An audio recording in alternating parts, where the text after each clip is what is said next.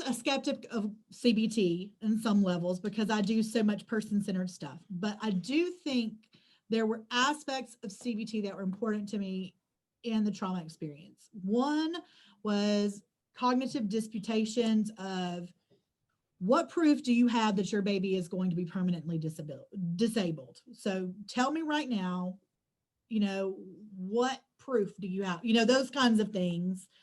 And I'm like, okay, I don't really. That's, stuff from my own experience. Hey, go sit down.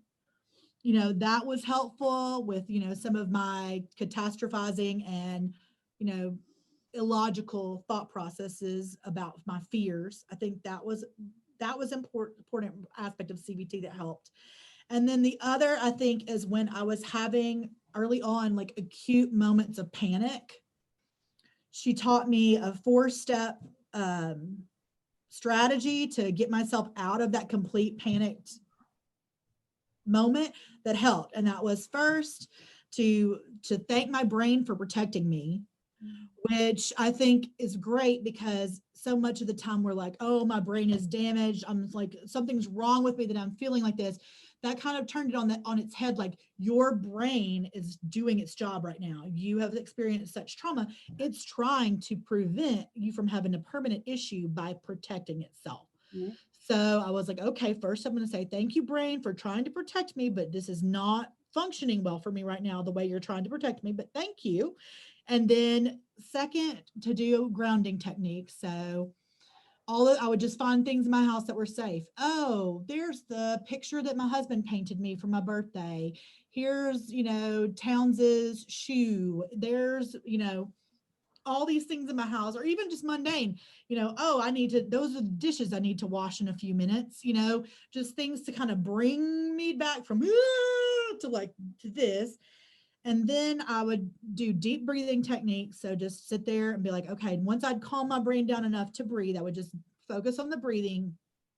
And then the step 4, because I would be so out of it when it would happen, I actually would make visual cues for myself. So I had like a card that had the 4 steps written down because I sometimes couldn't remember them. So I would have those posted. And then next to them, I had like mantras that I had written down. So they'd be like, this too shall pass, or it's a marathon, not a sprint. One of them, my grandmother's maiden name is Gillentine. And on the phone one time, Cindy, my cousin who had the preemie that's even smaller than Town, said to me, Dana, you're a Gillentine. You can get through this. You're going to be okay. So I wrote on a card, like, you're a Gillentine, and had that put up there.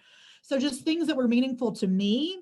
And I had them for different contexts too. Like, I knew what triggered me. So I'd be like, okay, sometimes it's this reason, sometimes it's that reason. And so that's why I had several mantras, because sometimes there were different reasons I'd have the panic attack.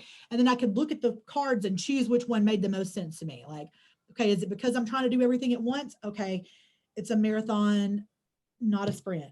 Is it because I feel like I'm not strong enough? Okay, you're a Gillentine, you can do this. So I would have, is it because I feel like this moment's too painful and I can't get through it? Well, this too shall pass. So I had like ones that I would do for different reasons that I was having that panic attack, And that 4-step process really brought me back down to like, okay, I can now function again, like, okay, I can function again.